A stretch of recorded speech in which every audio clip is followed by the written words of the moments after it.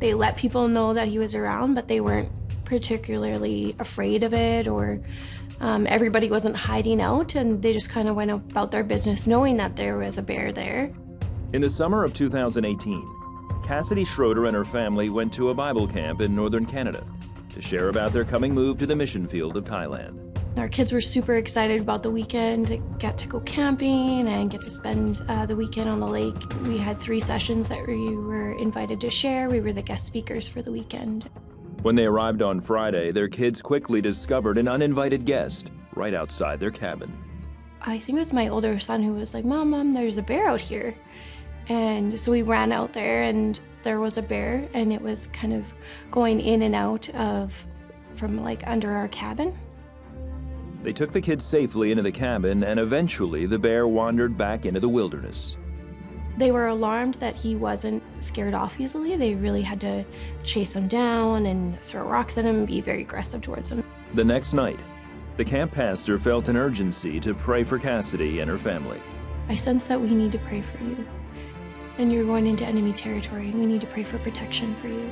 In that moment, we just received prayer, and everybody got into small groups and just prayed for our safety.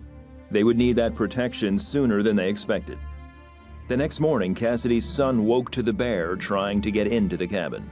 And he's like, Mom, the bear is outside. And so I opened up the curtain, and sure enough, the bear had been pushing on the front door. Then he went to the other side of the cabin and crawled up the side of the cabin and proceeded to swipe away the screen.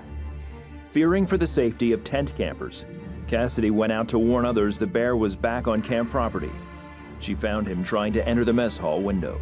He just right away backed up from the window and started slowly sauntering towards me. I slowly back away. I start making noise. I never thought that he would ever attack me. Bears just typically don't attack people. They're scared of people. But this bear wasn't afraid. He charged Casadi suddenly and attacked. I just remember all of a sudden he was in front of me. Just bam. And then the next thing I remember is he had knocked me down, and he was just tearing into my legs and biting in and then just ripping, and then biting in and just ripping. He was just way stronger than I ever thought. And the way he was tearing into my legs, I just thought if he went for my neck, this could be it. Desperate for help and knowing she might die, Casadi prayed. It was a moment of surprising clarity, and it wasn't till that point in my life where I actually felt like I am ready, and I really didn't have a lot of thoughts about my family. I just thought, okay, just God will take care of them, and I'm going home, and I'm ready. At that moment, her husband Brad ran to the scene of the attack and fought the bear until it released Casadi. Just started engaging the bear and kicking and hitting. I have one kind of stark memory of connecting with the bear with my fist and just thinking this thing's really solid. Eventually she was able to get free, and I yelled at her to run, and so she took off running to the closest cabin, which wasn't our cabin, but another cabin. And I just started pounding on the door and saying, let me in, let me in. A bear is eating me. At that point, the bear caught up to me again and took me down and started tearing into my legs again. Brad engaged the bear again. As he fought the bear, Casadi says she was somehow lifted by her legs into the cabin, as if by an angel.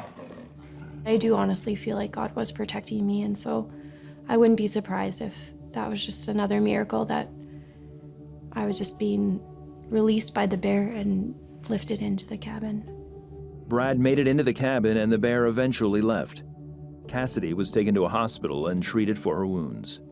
It was quite painful. I was just black and blue because this bear was just so strong. He just tore me to shreds.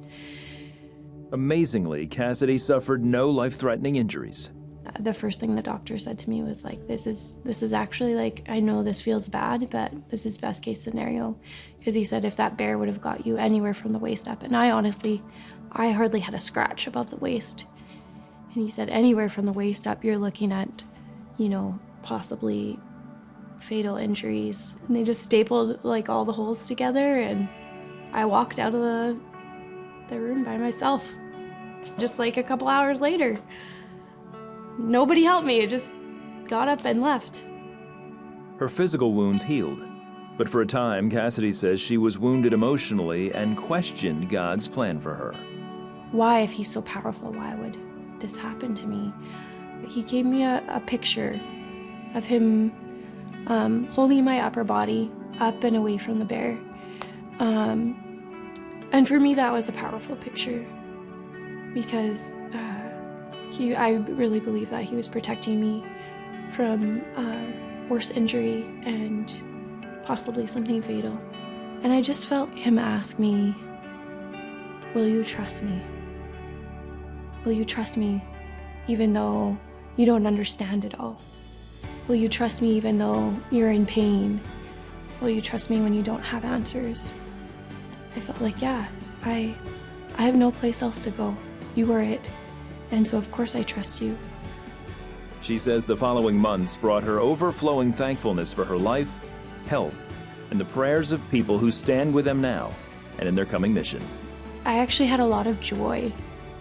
Just so thankful that I could hug my kids and do the simple things and enjoy people. And we had so many people praying for us, and there's no doubt in my mind that it was a miracle that the bear didn't get my upper body.